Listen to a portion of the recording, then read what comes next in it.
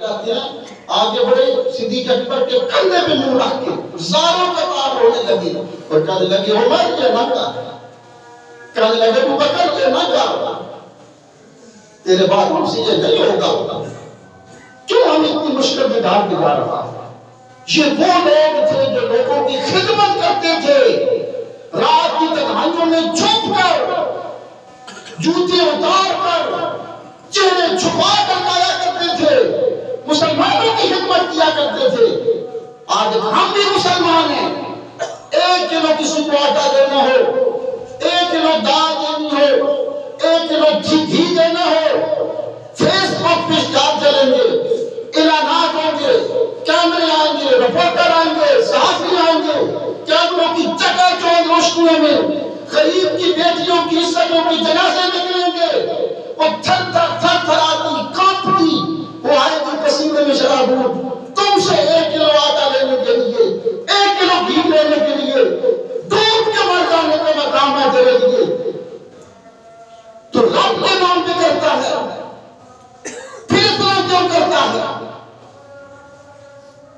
29واں سپارہ میں پھر پڑھ رہا ہوں، اللہ فرماتا ہے سن لو، جس نے میری کسی غریب کی عزت کے ساتھ کھیلا، عزت نفس کو مجروح کیا، اس کی عزت کو سڑے بازاروں میں نام کیا، اللہ فرماتا ہے سن لو، فی سلسلۃ ذرعھا 70 ذراعا فاسلکوہ، میں اس کو جتنا بھی نیک ہوا، میں اس کے قدموں میں 70 گز لمبی زنجیر ڈال کر جہنم کی تہ میں باندھ دوں گا کہ تو میرے غریب کی عزت کے ساتھ کھیلتا ہے۔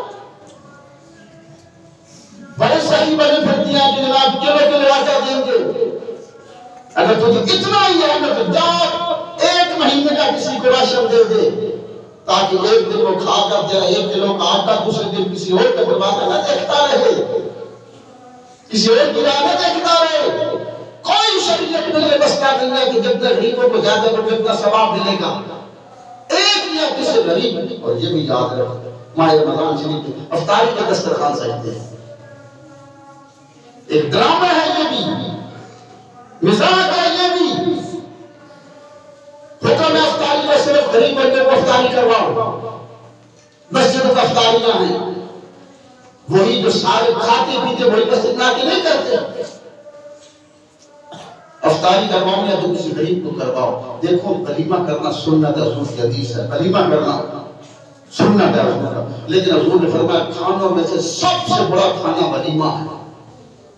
کیوں؟ اس لیے کہ اس ولیمے کے اندر کوئی غریب شامل نہیں ہوتا، سب رشتہ دار ہیں، دوست احباب ہیں، سنت ہونے کے باوجود حضور نے فرمایا کھانوں میں سب سے بڑا کھانا کون سا ہے؟ چھوڑ دو یہ تماشا، راشن تقسیم ہو رہی ہیں، افطاری کے دسترخوان سج رہے ہیں، تو جا اٹھا سارا افطاری کا سامان کسی غریب کو دے کے آ جا۔ مجھے بھی یاد رکھنا، صرف غریبوں کو ماہ رمضان میں بھوک نہیں لگتی، عید کے بعد بھی لگتی ہے، بعد بھی نہیں لگتی ہے۔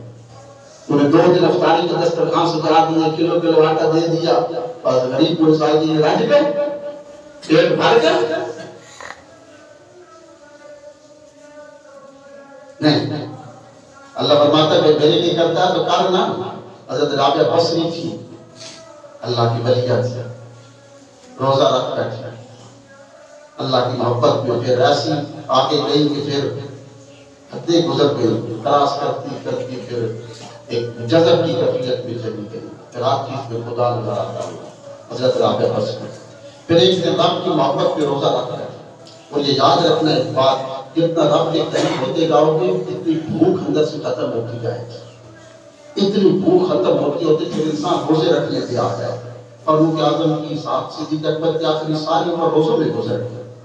جتنا رب سے قریب ہوتے جاؤ گے بھوک بشری تقاضے مٹتے چلے جائیں گے، اور جتنا رب سے دور ہوتے جاؤ گے پھر کھانوں پہ کھانے، پھر ہوٹلنگ پہ ہوٹلنگ، پھر پیزے، پھر برگر، پھر کیا کچھ۔ کہ یاد رکھنا یہ رب سے دوری کی نشانی ہے، ورنہ وہ تو حضور جن صحابہ کے پاس 1-2 لقمے پہ گزارا کر لیا کرتے تھے نا، جتنا اللہ کی بارگاہ کا قرب۔ جو آگے جاؤ گے پھر کھانے شانے ختم ہوتے چلے گئے. رابعہ بصری تھی، انہوں نے پھر کہا کہ آج اللہ کی محبت میں روزہ رکھتی ہوں، اب افطار بھی نہیں کروں گی، روزہ رکھیے پھر افطار بھی نہیں کروں گی، پھر دیکھا جائے گا افطار کیسے ہوگا. پھر رابعہ بصری روزہ رکھ گیا. ویسے ایسا روزہ رکھنے کا حکم نہیں ہے، لیکن یہ تصوف کی منزل ہے. اس کو صوم وصال سے آتے حضور روزے رکھا کرتے تھے صوم وصال، لیکن آج رکھا تو 7ویں دن جا کے افطار کر دیا. تو جب حضور نے روزے رکھے نا صوم وصال تو صحابہ نے بھی رکھنے شروع کر دیا. دوسرا دن آیا، تیسرا، تو حضور مسجد میں تشریف لائے تو لوگ ہیں کمزوری ہے، کوئی بیٹھا ہے تو اٹھ نہیں سکتا، کوئی دیوار کا سہارا لے رہا ہے، گردنیں جھکی ہیں، لاتا ہے کمزوری. حضور نے پوچھا تمہیں کیا ہوا؟ کہا حضور آپ کو دے کر ہم بھی صوم وصال کے روزے رکھ رہے ہیں، دوسرا دنوں کے افطار نہیں کیا. حضور نے فرمایا حدیث سے پاک ایکم مثلی، کس کو فرما رہے تھے حضور؟ صحابہ کو. ایکم مثلی، کون ہے تم میں سے میری مثل؟ ایسے کہتے ہیں حضور ہماری مثلیت ہے، مولوی صاحب سیدھا میں استنجا میں وضو پتا، حضور ہمارے جیسے حضور صحابہ سے فرماتے ہیں ایکم مثلی، کون ہے تم میں سے میری مثل؟ کوئی بھی میرے جیسا نہیں ہو سکتا. حضور نے فرمایا مجھے تو اللہ کھلاتا بھی ہے پلاتا بھی ہے، خبردار تم میں سے کوئی بھی صوم وصال کو روزے رکھے کہ میرے جیسا بننے کی، میں تو اللہ کا پیغمبر نبی ہوں. ایکم مثلی، کوئی بھی میری مثل نہیں ہو سکتا. تو یہ تصوف کی منزل تھی. رابعہ بصری نے وہ شریعت سے مکلف تھا تو روزہ رکھنا شروع کر. روزہ رکھا، ایک دن گزرا، دوسرا دن گزرا، تیسرا دن گزرا. رابعہ بصری اٹھ نہیں سکتی، بیٹھی ہیں، ہمت نہیں ہے اٹھنے کی. اب پھر یہ چوتھا دن آیا تو پھر لیٹ گئی، اب اٹھنے کی ہمت نہیں.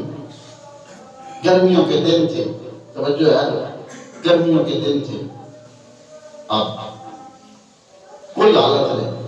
چوتھا دن ہے روزے کا تو رابعہ بصری نے بس اتنا منہ سے کہا اب بھوک برداشت نہیں ہوتی، پیاس برداشت نہیں، بھوک سخت ہے، پیاس سخت. ادھر سے آواز آئی رابعہ بصری اب روزہ توڑ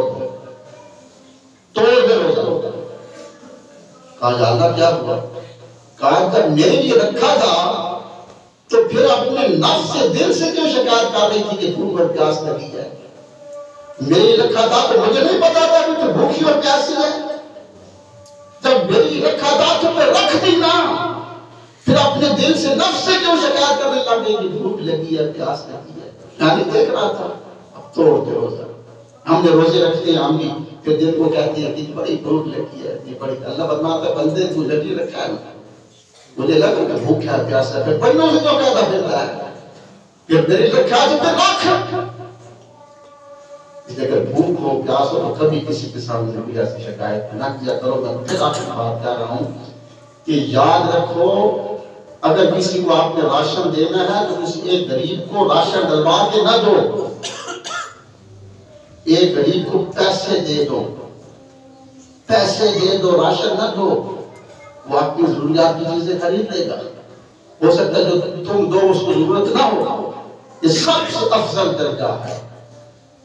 اور زیادہ اس مسکین کو اس کو نہیں، کسی ایک کو ہی دے دو. اور دوسرا یہ کہ جو افطاری کے دسترخوان بچھاتے ہو نا اپنے امیروں کے لیے، یا یہ بھی نہ کرو. اتنا تم نے کرنا ہے تاکہ غریبوں کو دے دو. پھر دیکھنا اللہ کی بارگاہ کی قربت کس طرح اللہ کی عمل کی توفیق عطا فرمائے. سننا دیکھا